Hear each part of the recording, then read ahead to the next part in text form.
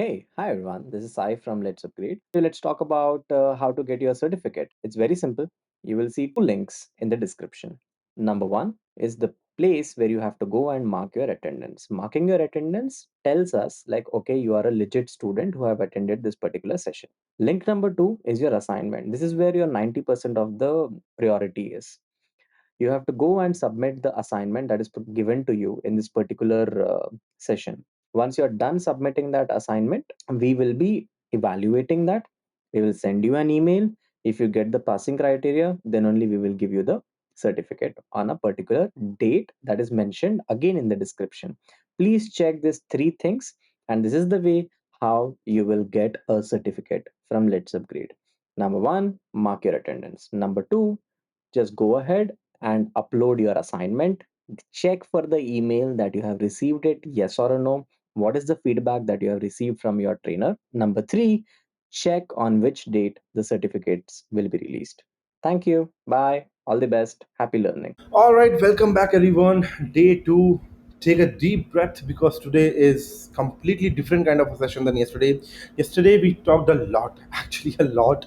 The today we partially talk. Okay, so we are going to spend around say around 40-50% of the time in the middle of this workshop as hands-on session. Remaining we cover the day two of building advanced systems, multi-agent systems, and what they are all about. So in this workshop we will be actually writing Python code together. I mean, like, I'll be walking you through the code, giving you time to write it down.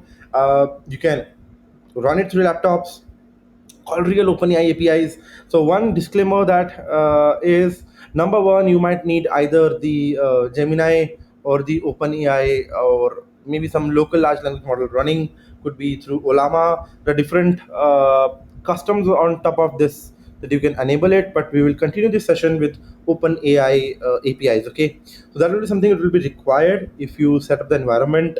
Uh, that will be helpful to do the hands-on sessions.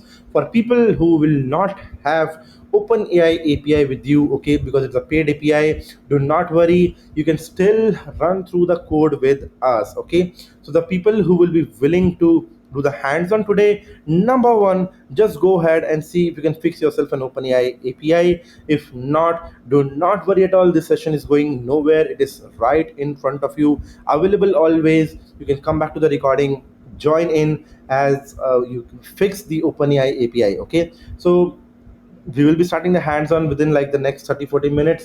So even if you want to fix one OpenAI key right now, you can go ahead, do it. It's pretty straightforward. Just go to OpenAI billing, create an account, and just fill in your credit card details. Maybe it will cost you like three, four, five, $10 to fix this API to continue with this session. Okay, but again, I'll repeat, this is not at all mandatory. No one has to spend a single rupee to watch this session, because this session will run with an API key that I'll fix, and this session will run you through the entire working code. You can still try to code with us, and at the end, once you fix a key, you can run it with it. If not, the alternative is you can plug in your own LLM such as Olama, which will be completely free. But if you are restricted on a laptop which does not contain a GPU, if you are fixed on a laptop which cannot run LLM even on CPU settings, you can use either the Azure Foundry, which is again a service by Azure. You can get free trial for the first period.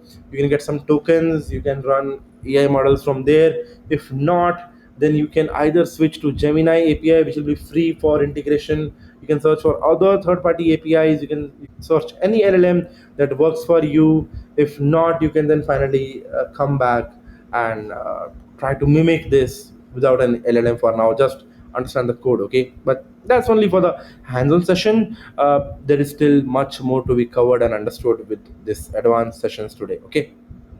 So let us move ahead. We do a quick recap in 60 seconds on what we have learned yesterday. So yesterday was a quick refresher. Bucket one was what. So what is agent? How does it receive the reaction, act, and communicate to chase a goal? Okay. The four verbs, we conducted the session on that. The anatomy. Okay. What is perception, reasoning, action, communication, all in a continuous running loop.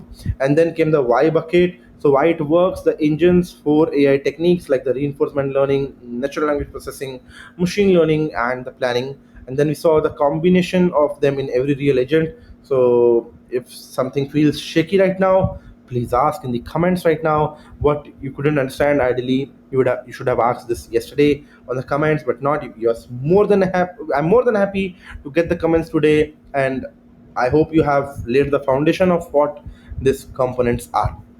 So now here is a roadmap that we will specifically follow for today. So the roadmap is primarily module 4 till 9, which is like starting from the deep autonomous agents. Okay, so how do you actually design these autonomous agents? What is the goal? What is decision trees, state machines, deep learning, Q learning? Okay, model 5 is again something about multi-agent systems, how multiple agents work together in real systems. Then hands-on, which is the star thing of today. We're going to explore OpenAI Agents SDK. We're going to write 4 progressively rich agents that together will progress through the journey. Now this could be 3 agents or 2 agent files. I don't know how much of hands-on we can take, but we will try this. This should be our aim to go for it. Then more other thing would be advanced techniques and ethics. So honestly, I think this is something that you should know. Then there will be some discussion on how actually we deploy the agents in productions and how we keep them running healthy. Okay, then finally we'll be heading on to some discussion of what is the future of AI, how do we perceive, where are we heading in the next 5 years. Then we will wrap up. So ideally Q&A won't be live, but it will be more like you can put in the comments, you can reach out to us. There definitely we will somehow be able to solve your Q&A sessions also. All right, module 4, designing autonomous AI agents. Yesterday we spent a lot of time actually here. Okay, so what agents are conceptually. Today we shift the gears and look into how actually an engineer from scratch builds something like this. Okay, so there is a real craft to this. When I talk about it, it is not obvious, to be very honest. Okay, building a good agent is not just plug your GPT and the confused mess at the worst. Okay, the good agent is something that has clear repeatability. Okay, like for example, if I ask that can you like what is the XYZ policy, okay, and I get consistency over there. Okay, so we are going to walk through 5 layers of agent design, which is goal, decomposition, somehow we also touched decomposition yesterday, some decision structures, some learned policies, and putting them all together into a stack. Okay, so by the end of this module you will have a real clear repeatable professional answers instead of vague hand waves. So this is the kind of module that pays off for your job interviews. Okay, so you have to focus a little bit over here. So pay pay close attention closely. Okay, so step one is to define the goal, then decompose it. Okay, so goal definition comes first. So look at the top half of the slide. Okay, I wanted to genuinely see the difference between a bad goal and a good goal, because this is where most agents project dies. Okay, before they even start into writing codes, trust me. Bad goal B is like be helpful. This is too vague. What do you mean by be helpful, right? So being helpful is literally do anything, which means in practice to have the will to do help to anything. Good goal is like read the example on the screen carefully. Reduce my unread inbox to zero by drafting one line replies. Okay, so that's useful. Specific, very specific outcomes you can measure from here. So what is happening is that specific outcomes you can measure, specific behavior the agent should perform, specific boundaries on which the agent is not allowed to do and what is allowed to do in this case. Okay, so do not send without approval. That is something that is adding value. The agent now knows exactly what success looks like and what it should not do. One, your goal is defined. Okay, so for example, once your goal is defined, what you can do is number one, it has to be sharp. Okay, you can then decompose it. Look at the tree at the bottom of the slide. Okay, so what is happening is there are 3 subtasks underneath. One is try gmails. Okay, so then once you classify or prioritize, then you draft is like you generate, you edit content, and then you go for approval, like show user, wait, and then send. The agent is only ever as good as your goal was. So that's what the main agenda is, and that's what defining the goal with clear idea and you can say crisp details is what is all about. Then we decompose. So once you have your goal sharp and your subtasks are broken out, you need a way for the agent to actually decide what to do in the given situation. So layer one of decomposition is decision making. And do not laugh, the humble decision tree. We know what decision tree is, right? Look at the tree diagram on the right on the slide. Just a series of yes and no. Yes, this is what decision decomposing is. You do yes and no's into a specific action. So is the user asking a question? Yes, okay. Then yes goes one way, then no goes the other way. If not asking question, then wait. Basically, if question is asked, then does it need real time data? Okay, yes, call an API. No, answer from internal knowledge. Maybe call your RAG. I mean, this chart on the slide is little less descriptive, but if there's no, then wait will have its own flow. If the real-time data is not needed, then it will have answer directly, or then will be call API. So calling API will be the third row where it will bring in the data. So it maps every action based on a simple planner like a decision tree. Okay, so that's the most important part. The decision trees are boring, but yes, they are reliable. Okay, also they don't miss. So is it easy to debug? You can always come back to and look at a stage, at which stage I think it is failing, which stage it is hallucinating. It is also best to narrow down the domains. Okay, so that's the fundamental. Whereas the layer 2 of agent decision making is finite state machines. Okay, or we also call it FSMs. So look at the diagram in the center of the slide carefully. You will see that the agent is always in exactly one of a few clearly mentioned modes. It can be on idle, it can be on listening, it can be on decisions, or it could be on acting. And a arrow which will show that whether the user is speaking, intent found, and action chosen. Like this will translate into the dependency nodes, like from which node you're translating to which node. So from idle to go to listening, user has to speak. Okay, so each state defines what the agent can and cannot do, and then transitions are explicit, observable, and testable. Like the flow itself is very clear. You're flowing from left to right. Okay, so that's very well defined. Like it defines what the agent can do right now, and just as importantly what it cannot. Okay, so it does not try to call APIs when it's in the listening mode, whereas the acting mode it calls some APIs and then do things here and there. So FSMs are how real self-driving cars are architected today at a very high level. Okay, their overall behavior is state machines: driving, parking, charging, stopping, braking. Even if at a low level decision inside will have a deep neural networks involved, but FSMs are how most of the NPCs in the game. So if you are a gamer, if you play different story mode games, you have so many different characters. Like I'll take some few common games like GTA. So in GTA we have so many NPCs. Okay, like different characters. So they all are in different systems. Okay, so how IVR phone systems work, like call centers, press one for this, two for that, and so those are all FSM machines. Okay, so in each state you have a different set of operations. So old techniques from 1950s, I would say, still everywhere in 2026, they still use this algorithm and this patterns. Even agents use this. Then there is a third layer, which is known as when rules and states are not enough. You reach to a learned policies. The most famous and historically important version is deep Q learning. Okay, read the definition box a bit carefully. I'll tell you what deep Q learning is. So deep Q learning equals reinforcement learning plus neural networks combined. Okay, that's a simple logic. So neural networks, what are they? They learn a value score for every possible action you might take in a given state. Okay, so for any action that you can take in a state, there is a value action that is to be learned, and deep learning does that. Okay, three quick use cases on screen as samples are like Atari games. So Atari games uses deep mind algorithm, then to control a robot.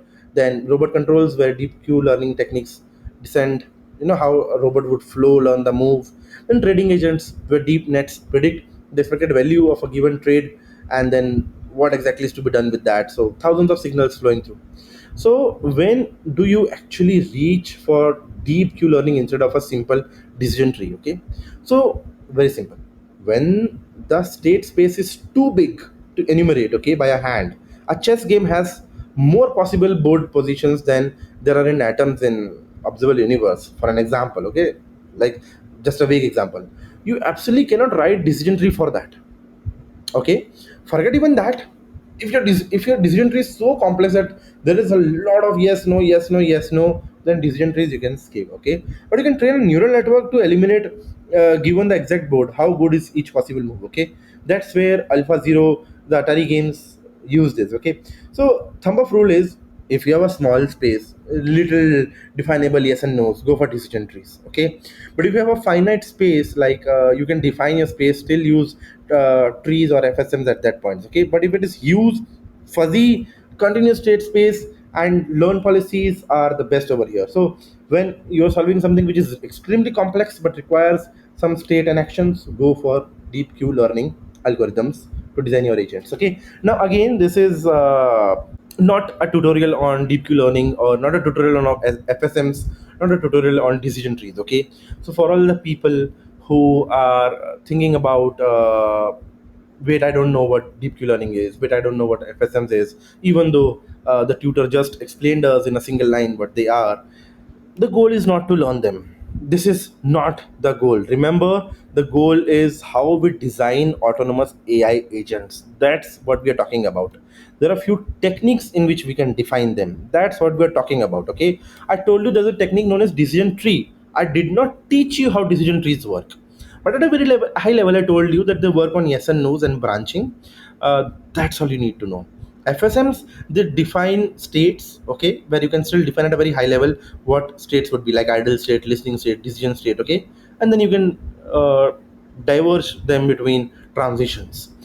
Deep Q learning, where it is where it is it's still possible to apply on a real world, but defining states is cumbersome, hectic, complex, and it's not ideally recommended that you keep writing it. Like for an example, take it like this. So I told you how to do linear regressions. I told you how to do multilinear regressions, but then in examples I'll never go about more than three or four inputs, because it is possible to have thousands of inputs and do x1 a1 x2 b2 something like that, and deduce a huge number of competitions. With pen paper I won't recommend you, right? Even in exams you will be limited to quadratic equations with some limited complexities, right? So that your brain can do that. If it is much more than that, we don't write like that. Okay, so ideally, if the real world problem is extremely complex to define states, you can go for deep q learning algorithms. Okay, it's a pair of reinforcement learning plus neural networks, which based on the given state have an output. Reinforcement learning based environment which knows the environment, based on even a new state, it can decide that I know a state somewhere similar based on my previous learning and reinforcements, and the neural network can give an output, and then based on that we can take the next action. Now let me show you how all these three layers combine in a real world agent, so that you can see that this is not just academic theory I'm talking about. Okay, look at the three sections over here. Okay, on top: perceive, reason, act. Same loop from day one that we learned, right? Underneath a concrete example, I want to really show you sets. Okay, a self-driving Uber car. It operates on a busy street in Mumbai, for an example. Okay, it's 5 p.m. in the weekday. Look at what is happening in each component carefully. See, precision layer, I told you, input. So lidar is here. Okay, lidar for distance plus camera plus visual, GPS for location, real-time traffic, and so on, so on, so. Okay, APIs for road conditions. It is multimodal, multi-source, all fused together into a coherent picture of the world. Reasoning layer, see, this is interesting part, everyone misses it. Okay, it's a stack, not a single technique. There is an FSM at the top managing the high level driving modes. See, for each driving mode there's a different reasoning, and FSM is actually the architecture which can handle this. Are you driving? Are you parked? Are you idling? Are you at an emergency stop? And inside each state, say actively driving state, there is a deep queue network deciding from moment to moment the state's decisions. Okay, like braking or lane changing, signal activation, and all. And it is sitting above that layer. Okay, so there is a long horizon of route planning. to figure out the optimal path. See, so many complex things are happening. FSM is handling something like in which state we are. Inside a state, there is a deep learning algorithm taking moment to moment decisions. Then there's a planning layer, which is at the same time also planning that, okay, these are short term decisions, but long term, if I have to reach there, how do I reach there? Okay, so three completely different decision making techniques layered on top of each other, each handling the kind of decision in its mathematical capacity they are best suited for. Action layer is steering, acceleration, brake, signal, real physical outputs to real motor moving inside a two-ton vehicle on a real traffic, right? This slide is more than you can even absorb in a day. This is the core lesson. The real agents are not built with one technique, they are stacks of technique. You pick the right one for each layer of the problem and you wire them together. This is the actual professional job, the real job that is exactly defines what an AI engineer or AI agent engineer is different from someone who just calls an LLM API. See, you will find many developers, backend developers who would claim that they know Gen AI, backend developers who can plug in OpenAI APIs and even do some response. They can do go to a depth further. They can do tool callings. They can integrate MCPs. They can integrate maybe some API level code, create a chatbot. But that's not what a real AI engineer or real Gen AI or real agentic AI engineer would do. A real agentic engineer would define all this complex mathematics, architecture, and how to solve this problem. A backend engineer who knows Node, React, Java cannot help here much than just the GPT integration or the LLM integration, right? This is where you add value, and this is where your job would be, where a backend engineer can never do this. Okay, if they have to, if a front end backend engineer has to enter this domain, then they have to go through these techniques, they have to learn these algorithms, and only then they qualify into the actual working of AI and Gen AI. So that's more about these things, okay? Combining precision, action, and all right, that was a little too much to speak. It tires me down to a point that I also need a break, you also need a break. Absorb all this. I'll just once again run through the slides. Topic: decision autonomous AI agents. Define the goal, then we decompose. Different techniques that help us in autonomous planning, decision tree, FSM, deep Q learning, and then combining them together into a real world example. That's it. Now, with this, we will take a minute long break and then we will start with module 5, which is multi agent systems. Okay, I'm right here. Let us take exactly a minute's break and then we start. So, now, module 5, multi agent systems. So far, everything we have talked about, both yesterday and right now, it has been one agent operating in isolation. Okay, one brain, one goal, one loop. But in the real world, most genuinely interesting problems which exist, right, they will involve multiple agents working at the same time. Sometimes those agents cooperate towards a shared goal. Like, I'll tell you some of the example. For example, if you are working for companies like LinkedIn, Naukri.com, and some other places where the goal is to work in the hiring domain, okay, you might build a system which is built on top of agentic flow, where a single resume is parsed using multiple agents. One agent who is only looking at work experience, another agent who is looking at the project certifications, another agent talking about skills, gaps, consistency, leadership roles. So many different agents working towards a shared goal. Sometimes that they actively compete against each other for limited resources. Okay, that could happen. Sometimes they just need to not crash into each other while pursuing their own separate goals, maybe using some shared files, okay, like a resume over here. The field of study that covers all of this is called multi-agent systems, right? You can call it MAS or multi-agent system, whatever. It has been around since maybe 1980s academically, okay, I'm saying academically. But the real momentum commercially took place in 2025 somewhere, okay? 2025, 26. Actually, 25, 26 is the year. Why? Because see, the LLM power agents, we know now, they have come up with techniques that can, basically the LLMs are something of the yesterday's technology, right? 2023, 2024 is practically where LLMs came up. 24, 23, we finalized the RAGs and LLMs, then agents came up. So we are going to spend the next few minutes to conceptualize this MAS concept. There are three type of interactions: real world use cases and how agents actually work on them. Okay, so just in few minutes, I think you will actually have a good idea about a small working multi-agent system. How does it work? How to architect that, or what architecture does it follows? Okay, so stay sharp. Let's continue with this deep dive. Okay, number one, look at the three cards on the screen. There are exactly three fundamental ways in which agents interact with each other. And almost every multi agent system in the world is some specific mix of these patterns only. Okay. So, card one is cooperation. Agent share a common goal and split the work between them on their strengths. Picture an Amazon fulfillment warehouse anywhere. Okay, in India. One robot picks up the item off the shelf using the arms. Okay, this is one agent doing that. A second robot transports the item to the packaging station. The third agent drops the item onto the conveyor belt heading towards the dispatch section. Okay, a shared goal. Actually, the goal was to fulfill this customer order, and the responsibilities were divided clearly. First agent would pick up the order and give it to the second agent. Second agent would use the guided lanes like a guided vehicle, autonomous guided vehicle.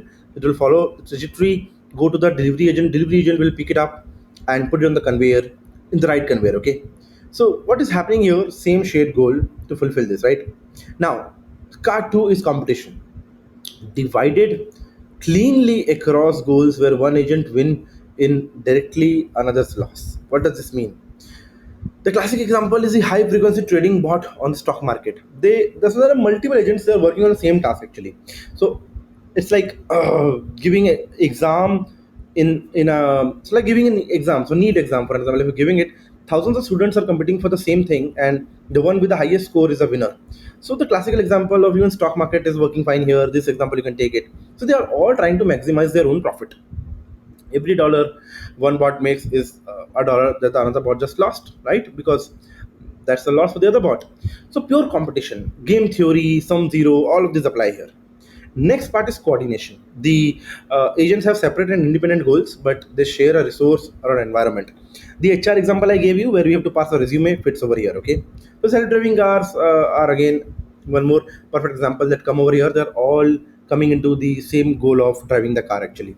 So none of them are cooperating with each other, none of them are competing, but they are all absolutely have individual responsibility, which is in collaboration or coordination, that most real world systems actually mix at least two or three of the systems. So cooperation coordination is the majority of projects you will see. But when it comes to decision making and decisions where stock price or any other predictions or something that involves a lot of so game theory or profit abilities, you will see competition plus cooperation, competition plus coordination. Such combinations can exist. All right. Now, where are multi-agent systems already running in the real world right now in 2026? Let us walk through the four cards on the screen which you see. Smart cities, okay? And this is one is huge actually. Smart cities are very much in India coming up. Singapore traffic management system, which is one of the most sophisticated city in the world, they all run multi-agent coordinations across the entire city. See, traffic light agents, parking slot agents, public transport scheduling agents, all constantly are talking to each other. Public transport is scheduling agents, all constantly they are coming to the different agents and speaking of that, hey, that this is what we want to do. Supply chain like Amazon, Flipkart, Zomato delivery, they all are multi-agent systems, right? In the background they are all humming to each other. So supply chain and all are example. Warehouse agents, they handle inventory, route plannings, and much more thing like the demand forecast and everything which is an orchestration. Okay, so game AI, modern real-time strategy games like StarCraft or any other games, every single NPC is an agent in its own. Like the GTA 6, which will come up, every character will having its own AI. So esports bots, training simulators, all are the same, right? And finally, customer support, which is honestly a massive area right now where we are bringing a lot of shape. Okay, so talking about single biggest commercial deployments like Zendesk, Salesforce, Intercom, they all are using chains of specialized agents in production. Okay, so a triage agent could be like a tech support agent, incoming calls for supporting here and there and that. Okay, so billing bot, tech bot, escalation bot, something like that. So if the problem is too big for one brain, we split the problem across multiple brains.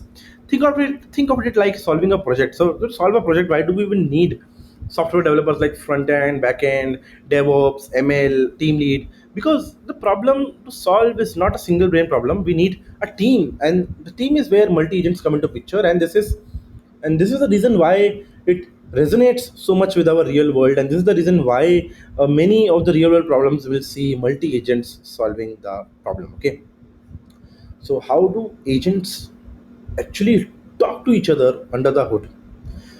So look at the two diagrams that I'm showing you. Okay, two main communication patterns dominate the field. One on the left is direct messaging, and agent A sends a structured message directly to agent B. It's simple, fast, low latency, and low overhead. Okay, but if only works if it is very well designed. Agent A knows exactly in advance how the agent B will talk. Okay, and what input will it share. So on the right, you see a shared blackboard. So both agents read from and write from the shared memory space, okay? Kind of like Google Docs that multiple people can edit at the same time. This is great when multiple agents need to do the same shared context, okay, and they want to do work with it. You do not always need to see the same shared context, and you don't always need to know like in advance that who needs what to read and what to do and here and there, okay? So now, when these two communication patterns, with these two communication patterns, you will see agents often need to negotiate with each other when there are limited resources, or the bottom of the slide that it's worth knowing that communication protocols between agents here and there or whatever it is. So there are negotiation strategies like auction style.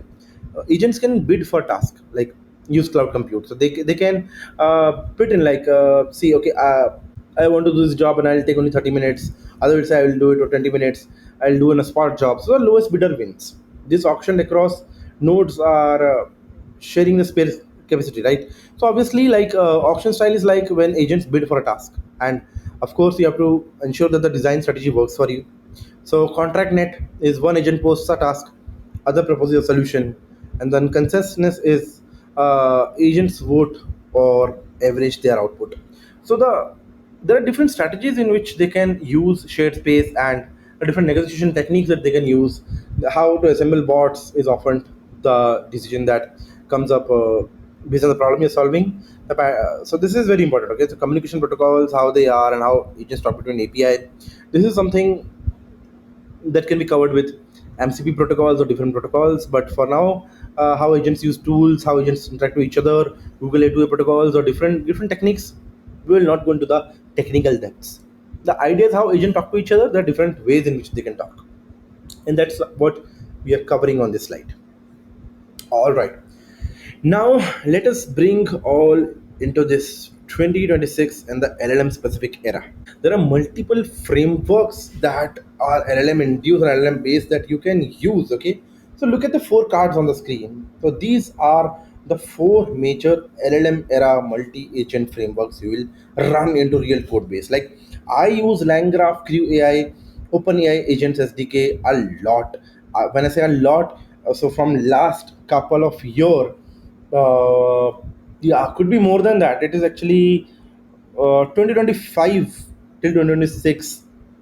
I have been completely working with these components only. Like that's the only job I'm doing from the last 2 years maybe.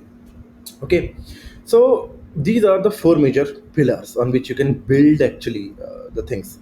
So one is the OpenAI Agents SDK, which is the one we are going to use in our coding also. Okay, the hands-on session.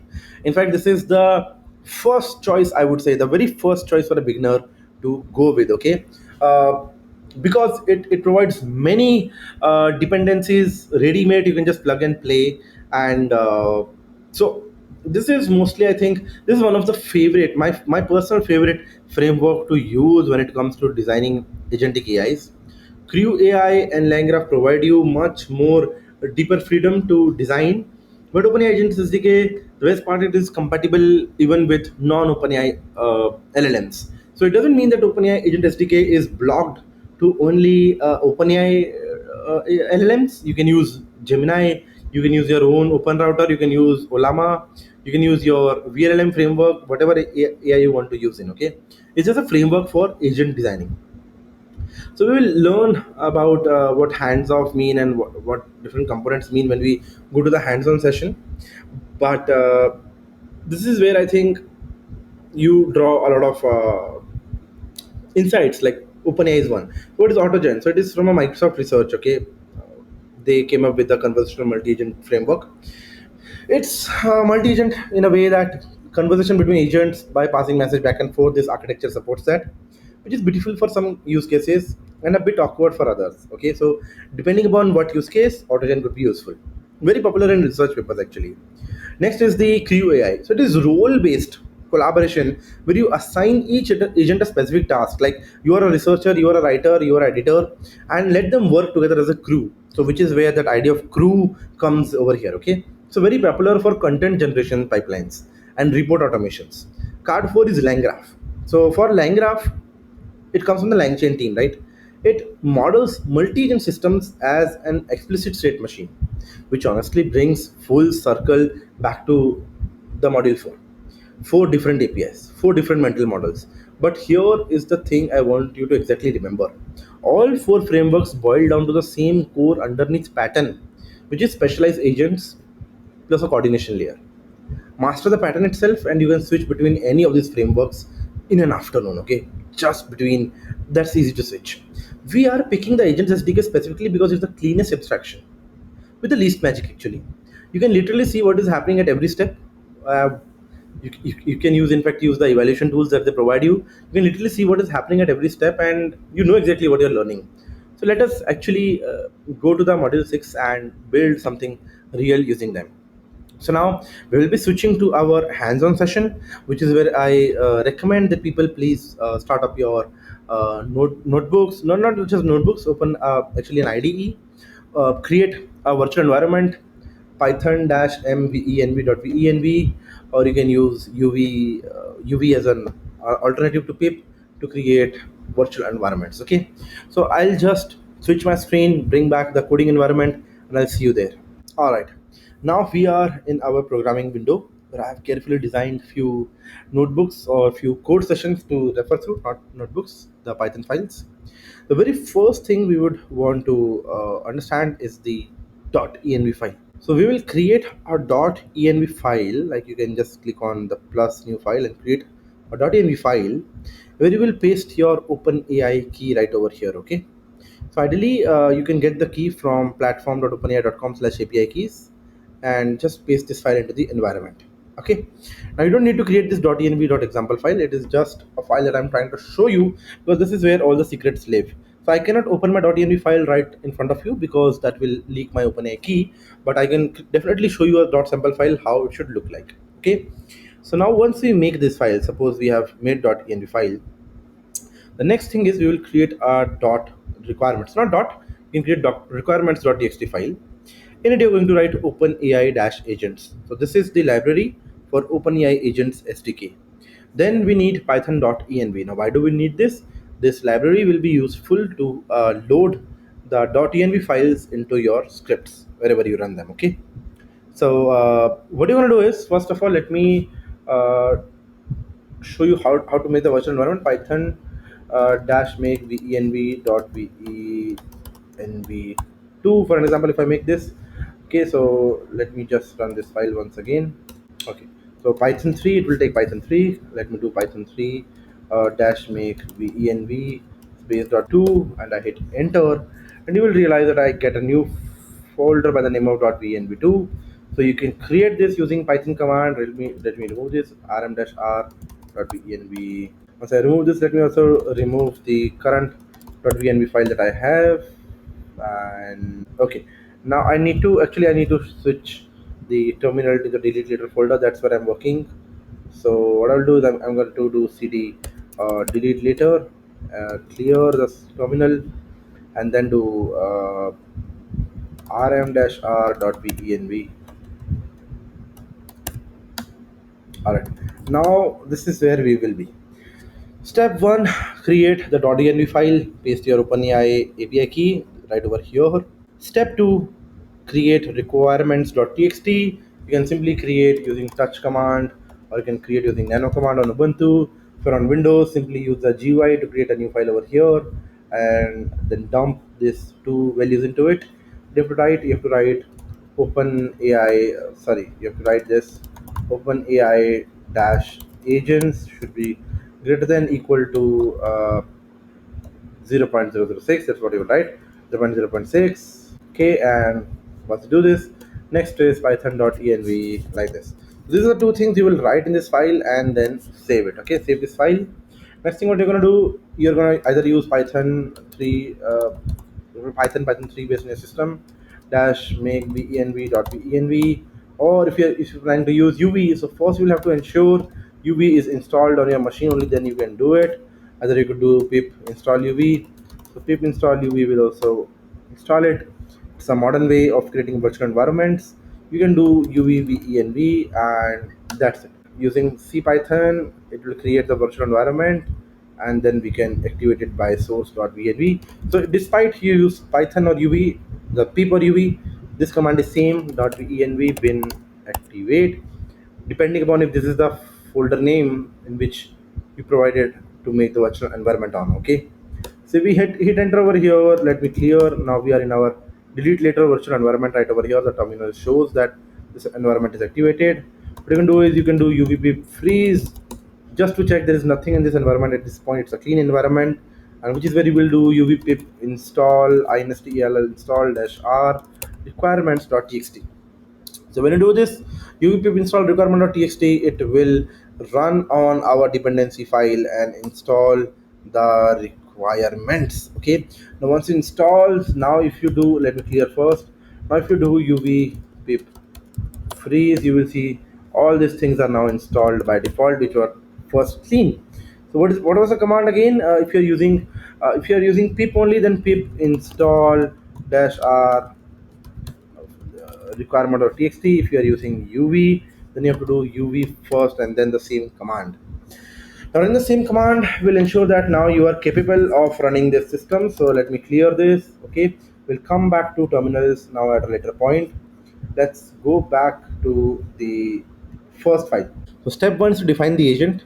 An agent is essentially a configured LLM. Okay, so name a short label used in logs or traces. Like, what's the name of this agent? It's like writing a name to the person. Like someone give me a name of Gauravdeep, so whenever you have to call me, you say Gauravdeep. So there are some instructions that you can give, like for example, my instructions are my knowledge, my education, which I gain not only from school but from my consciousness. Okay, so from the time of my birth till this point, whatever knowledge I have and whatever behavior I have to follow, those are some prompts that as a human I follow. So similarly, to create an agent, you will give that agent a name, which will be useful to see them in logs or traces. The system prompt based on the knowledge the agent by default will get from the LLM. Okay, that's the idea. See, this is the beauty of understanding concepts very deep. As a normal person who would have not attended this workshop previously, you would be very confused between agent versus LLM. What is the difference? Now you know agent is just a framework, just a structure. The knowledge by default will come from LLM. It could be OpenAI, it could be Claude, it could be Gemini, it could be Llama, it could be anything, Mistral, whatever, whichever AI. Now in the same framework I can switch the brain. It's like the body is same, my face is same, my structure is same, but my brain can be replaced. Okay, so remember agent is the overall thing. Okay, my hands are my tools for my body, so are my legs, my eyes, my so these are perceptions, right? Eye, ears, nose, sense of touch, these are my perceptions. Then I have some tools that I can use from this brain. So similarly, as an agent, it's just a structure we are defining. Knowledge or intelligence will depend upon the LLM we plug in, okay, or the model we plug in. In fact, the beauty is that if you remember, if you got this session correctly, you will appreciate the fact that it need not necessarily be an LLM. Also, it could also be a machine learning model, an NLP model, or a vision model, or a classification model, and it could be anything, or even a simple uh, Python program that could be the knowledge base. Okay, the LLMs can be replaced by that. Now, this agent SDK uses some optional arguments. We will use this later in some later files. I'll explain you completely about this framework, how it works. So tools, they are the list of the functions that the LLMs can call, the agents can call. Hands off are the list of other agents this agent can delegate to. So for an example, if I'm creating an agent by the name of team lead, then it will be better to let my team lead know that you have different agents in your team, like you have a backend agent, your front end agent. So the team lead will know to whom to hand over this task. Okay, completely delegate this task. Okay, now then there will be models. By default, which model do you want to use?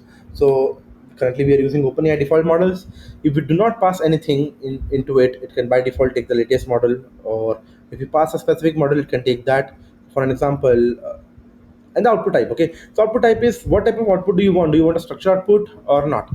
For now, to keep things simple, these are few things that the API can support, but we are going to use the very simple thing. We are going to give names and instructions. All other optional arguments, like we're not going to use any function tool call, we're not using handoffs, we are not specifying a model name, whereas it is as simple as just writing model is equals to GPT-4o if you want. Okay, uh, if you want to specify a model, or if you want to specify any handoff, like you can mention tools over here, and then specify the tool list that you are planning to use. So even that goes hand in hand. At the rate tool name, whatever you want to call, comma, at the rate tool name 2 another tool, and so on. Okay, so we will add these tools later, but for now I think I'll skip this, just to give an idea that optional arguments also go here. So hello agent is the Python variable name that I tend to use. Okay, then this capital agent, this is the built-in module of the agents library. Okay, so remember this. You will just let's go through this. What is OpenAI Agent SDK? A lightweight Python framework for building agentic applications. Okay, it was open source in March 2025.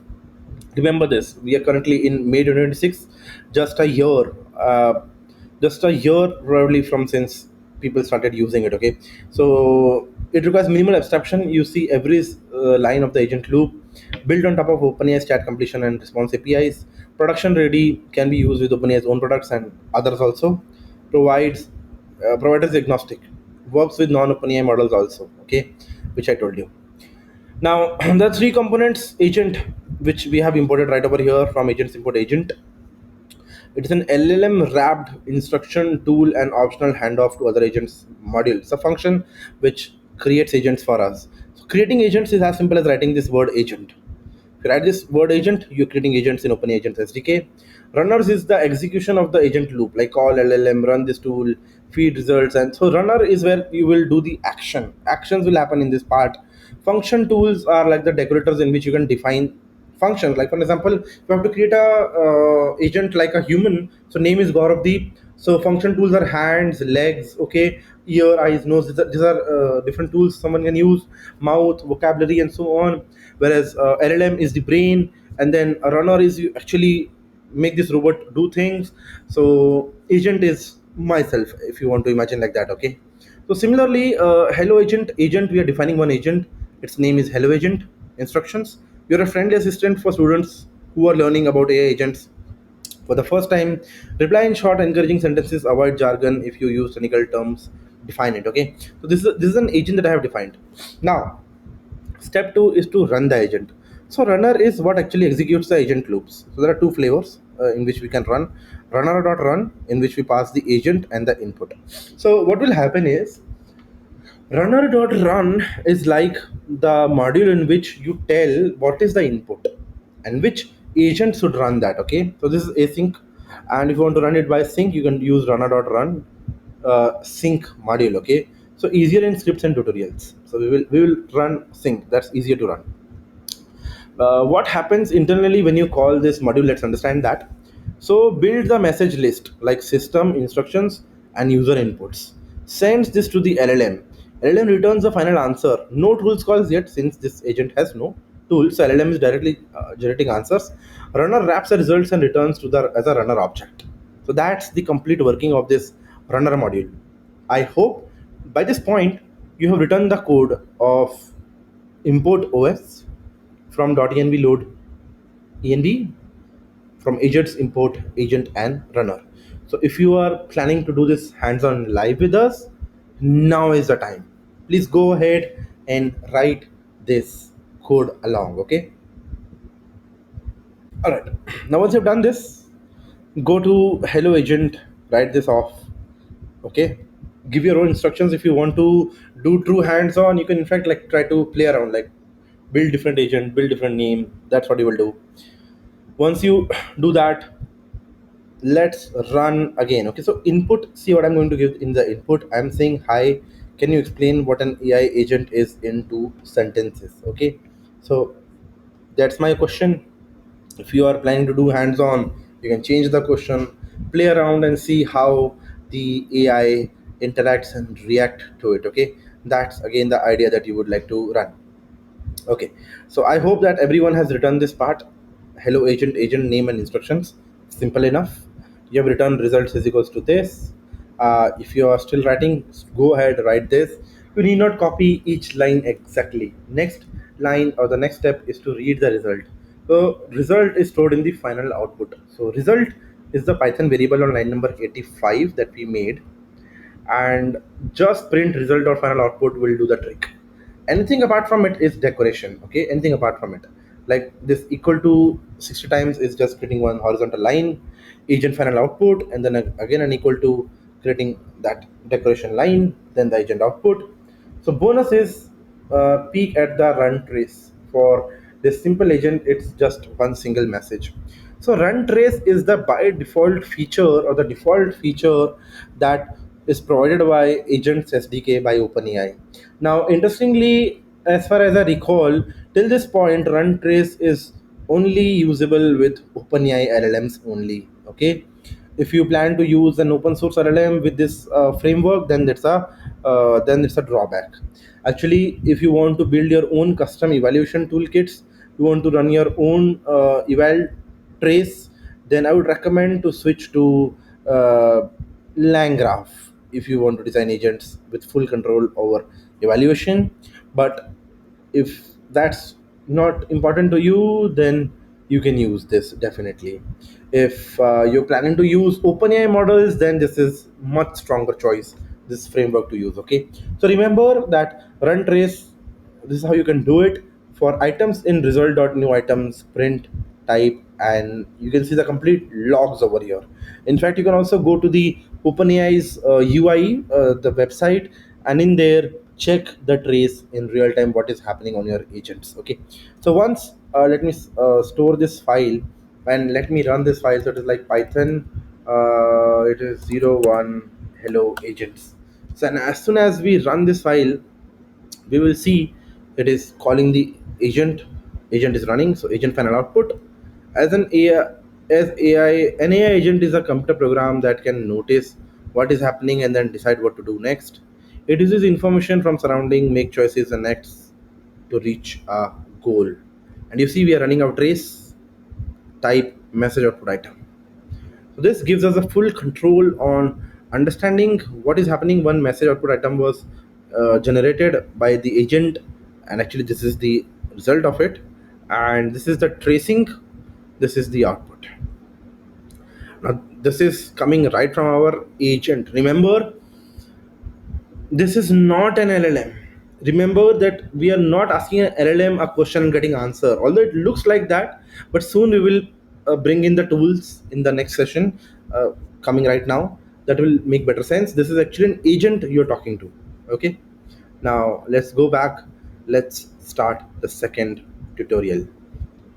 All right, so agent with tools. Okay, giving the agent its first tool. Interesting.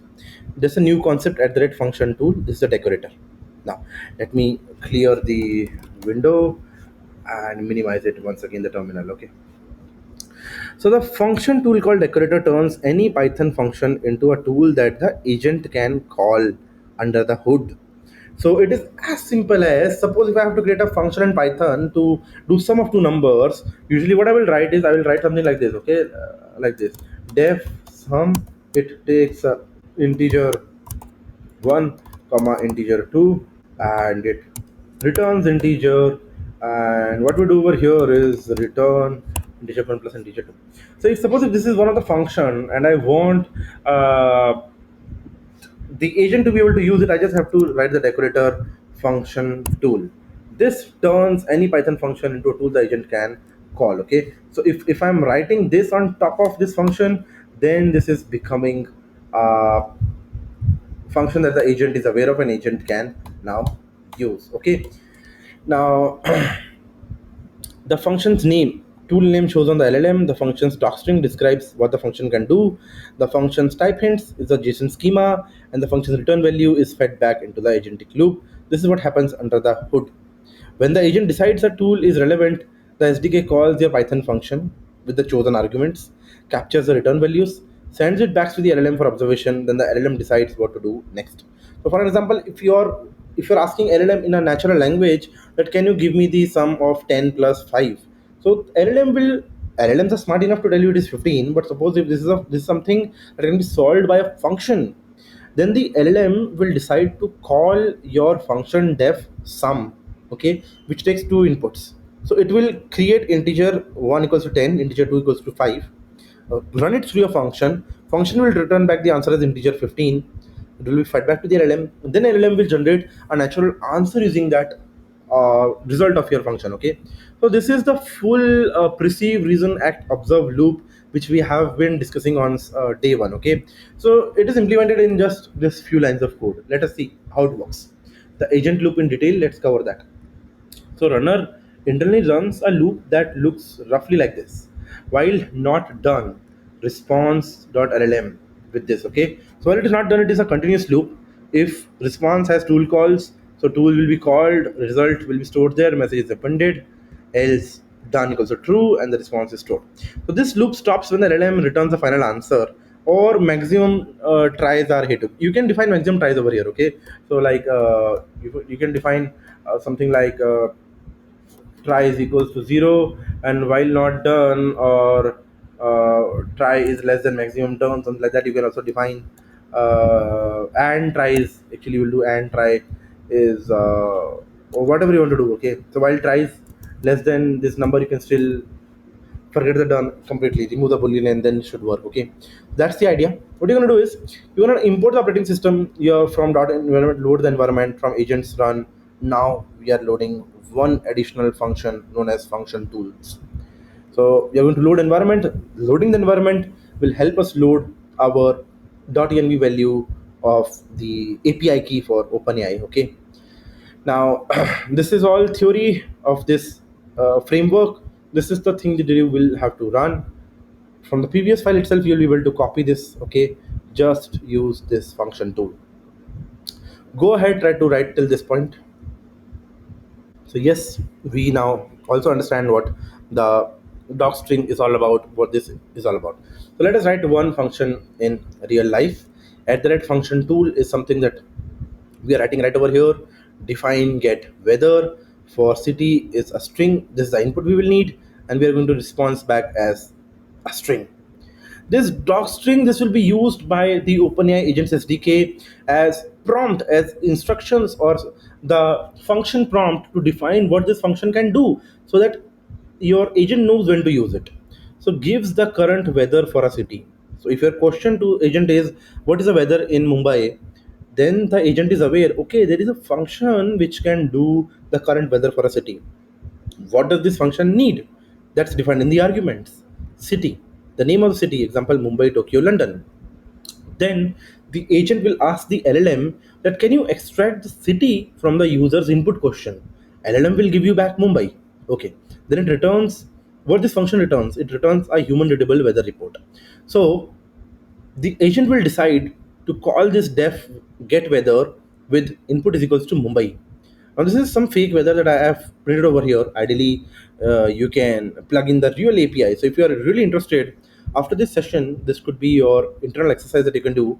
Weather API or Open Weather API, there are many open source APIs that you can actually plug in rather than mocking over here. Okay. So fake weather for Mumbai will be 32, humid, partly clouded. This will return get city name. Sorry, I do not have the weather for this city. If at all, it's not in this dummy list we just made. Okay.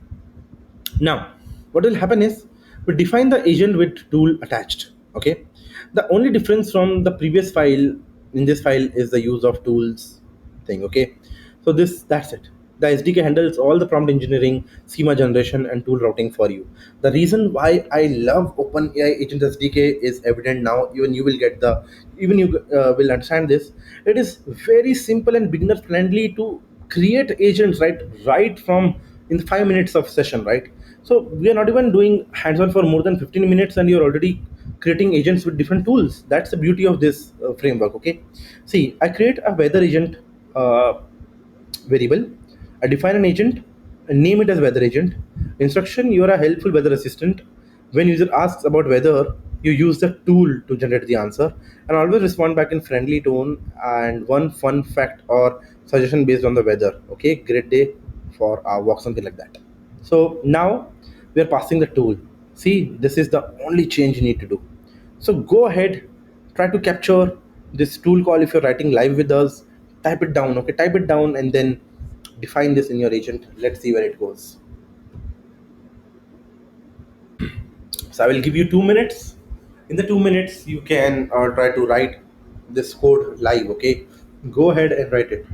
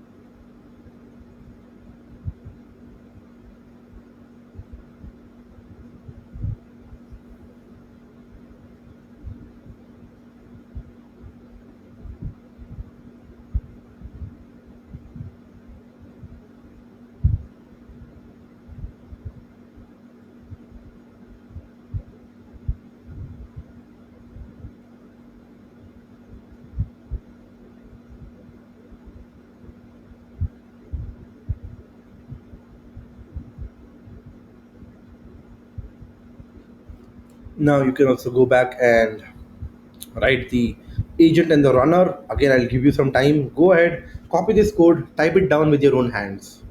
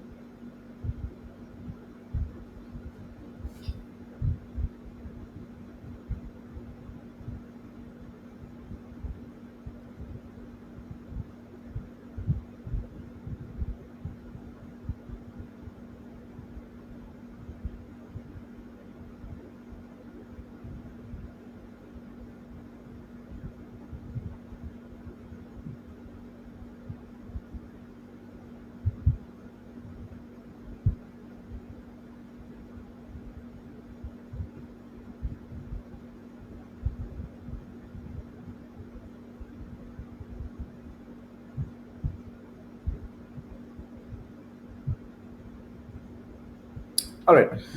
Now, once we might have written this is again just beautification of the previous thing which we are running, but this time you will see some interesting differences in the uh,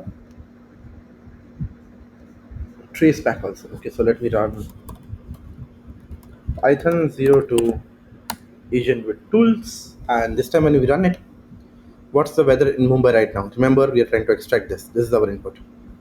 Now we will see Mumbai is 32 degrees Celsius, humid and partly cloudy right now. One suggestion. You remember we told our LLM to do that? A light outfit with plenty of water would be great idea. Maybe a short walk later if you are up for it. Run trace is now more detailed as I mentioned. Step 1 was tool call, step 2 was tool call output, step 3 was message output. So now we have at every step what AI might have, what this black box, what this agent was doing. Agent did tool calling first, It took the tool output, went to the LLM, then it came back with the message output item. That's the trace back that we can follow and dissect for better, you can say, debugging and understanding. Finally, finally, we built something that we're supposed to do in this session, which is a React agent, a real React agent with multiple tools. So, what's new in this file? Let's capture that. We give the agent three tools and ask it a question that requires chaining them. The model has to reason about which tool to call first, call it, observe the result, reason about the next step, call another tool, observe, and then combine everything into a final answer. So this will be interesting. This will be more like towards the real life problems, real world problems that the agents are supposed to solve. A reactive agent, as I told you, many of the things would be based on reactive, or you can say hybrid models also are the most common ones, but reactive is also common. Okay, so this is reasoning plus acting, the React pattern. We discussed this on day one, right? Now the agent SDK gives you React for free. You just provide the tools. That's the beauty of this framework. This is yet another way to sell this, and I'm telling you, this is the best framework that I can think of when it comes to agents. The three tools that we will add today is get weather, same as before, calculator evaluates a mathematical expression, web search, currently it's mocked. I'm not integrating any API to keep things simple, to keep things off the internet. But yes, this is where you I will encourage you to modify this code to work with some real APIs also. The task will give the agent is what's the temperature difference between Mumbai and Tokyo, and can you briefly explain what a reactive agent is? This is a complex question now. You see, we are chaining, or we are making it a compound statement, adding complex multiple tasks in single question. Okay, it's like asking the waiter that when was this restaurant introduced, or when was this restaurant made, and can you order us a pizza and maybe some fries. Okay, so compounding such different questions. So answer this. Ideally, what the agent will have to do: first call the get weather Mumbai to get the temperature in Mumbai, get weather in Tokyo, calculate the difference. To calculate difference, we have a function which is calculator, and then web search, which is like the React agent, what it is supposed to be, and get the definition and then synthesize the final answer. You will watch all this happen in the trace, since we are going to trace down agents interactions and how agent concluded. But as a human, as an intelligent human, this is what would be the logical flow. Remember, as I mentioned, we do not explicitly mention the agent what the flow should be, how to do it. We ask the agent just the question, we don't train anything, we get the answers. We will use a max retry button as a safety net, of course, in production, since this is day one and not the last day of building agents. Usually, building agents would be involving a lot more things like what are guardrails, how to better prompt, how to optimize, how to check for latency, uh, the cost optimizations, reduction in different techniques, decomposition at your level. Okay, security, compliance, prompt engineering, then deployment. Okay, scalability. There are so many different concepts which you will have to tick upon, apart from learning how to write agents. Okay, and in order to do this, I think one of the best way would be to contact us, to connect with us. So at Let's Upgrade, we have multiple extremely rich content at which you can learn all of this. And the best thing about Let's Upgrade, how we sell this, is not about just another company selling you courses or programs. In fact, like I'm not even being paid to promote Let's Upgrade at this point. I'm just doing my task of conducting this session for you. But the beauty of Let's Upgrade is it always reaches out to people like me, people more experienced than me, people equivalent to me, people better or equivalent to me, where we can teach you different aspects of different programming regimes. Could be full stack programming, could be AI, could be data engineering, could be data science, many more things into the field of Gen AI. If you are stepping in, do reach out to Let's Upgrade, because if you have to learn directly from the industry experts, then this is the best platform to engage in. And all the aspects that I talked about, the production requirements, scalability, security, compliance, all of these depths will be covered in those sessions. Okay, so now again coming back, so suppose if you have to put in a safety net which is like max retry trends, because then we don't want it to become an infinite loop. Apart from infinite loop, we don't even want it to waste our money, because if you see, calling open AI or calling LLMs would cost money, and if you're calling it again and again and again, due to unreasonable failures, we are losing money. So safety net ensures that if the agent fails 10 times, we stop this request. This caps the number of LLM tools back and forth and prevents runaway agents. Okay. In production, you always said this: a misbehaving agent can otherwise loop forever and burn through your API budgets. All right, same imports. So I think you can capture this. The same weather. Go ahead, quickly capture the, if you have not written this, quickly capture this down. I'll give you some time for real programming. Okay, go ahead. Three imports: import OS, import .env, import agents, load env, then import this tool call. Go ahead. All right.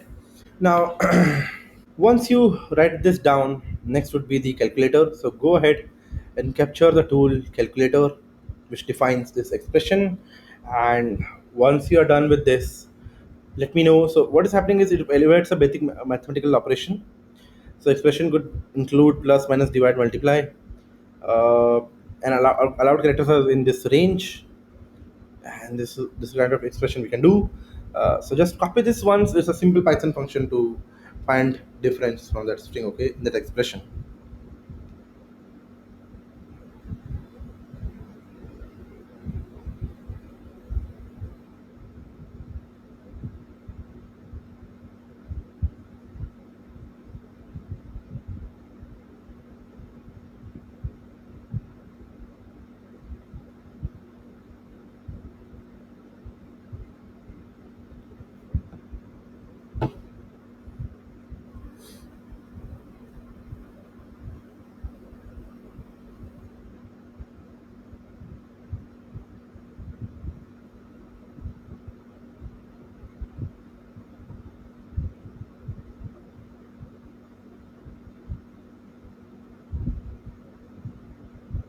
All right, now once you have done with this, I think you can take a screenshot. If you have not, you just quickly capture this, because I think we just have 10-15 minutes more in order to compress the file 4. I'll have to run a little bit quicker, okay, just to explain you by this time. Now, this is the function tool call for web search. So, web search, what it's going to do is it's going to search the web for information. Arguments, we take a query, a short search query, return the most relevant snippets found, or a no result response as default. Now, mock index react agent, it what it does do. So react is reasoning plus acting, is a prompting pattern where an LLM alternates between writing a reasoning step and calling a tool, observing this. And okay, so these are some different concepts. Like react agent क्या है, open agent SDK क्या है, and multi agent क्या है. See, these are some mock data I've created. You can simply create one. Okay, you can simply create a single line. For now you can just write a and some string into it, okay, for simplicity. Once you do it, q is equals to query.lower for keyword and snippet in this mock index. Find if the keyword match.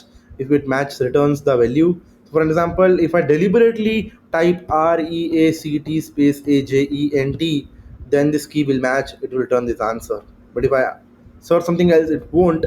Ideally, a real web-based search engine should always come back with answers, okay? So for keyword and snippet, it will return like this. Go ahead, try to capture this. Tool name is web under search.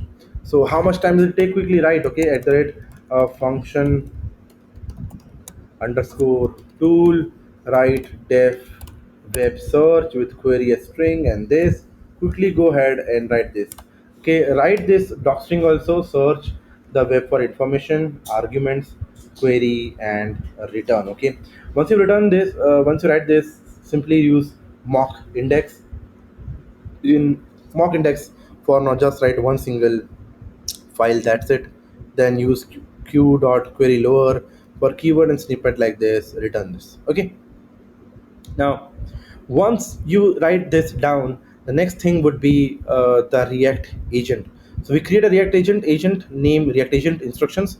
You're a helpful research assistant with three tools: get weather, calculator, and web search. Think step by step. When a question requires multiple pieces of information, call the tools in sequence. See, we are not telling the LLM which sequence to follow. After each tool call, look at the result before deciding the next step. When you have everything you need, give a clear final answer.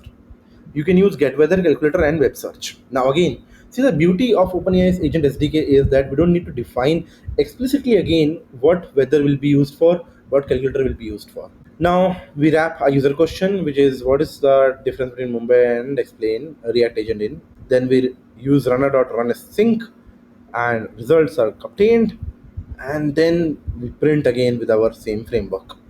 So this time we expect much more details in the trace. Okay, let me clear this. Python 03 React agent. When I run this, you will see much detailed components like how the agent is reacting to. There we go. Mumbai 32, Tokyo 18, difference is 14 degrees. Ariat agent is an AI pattern that alternates between this and this and this. Okay, you see, there's a hallucination happening in the AI, and this is a gibberish text. It until it can call with an answer. Our AI is hallucinating. Okay, all right. So watch the React loop. The first step was tool call item. Second step was tool call. Third step was tool call.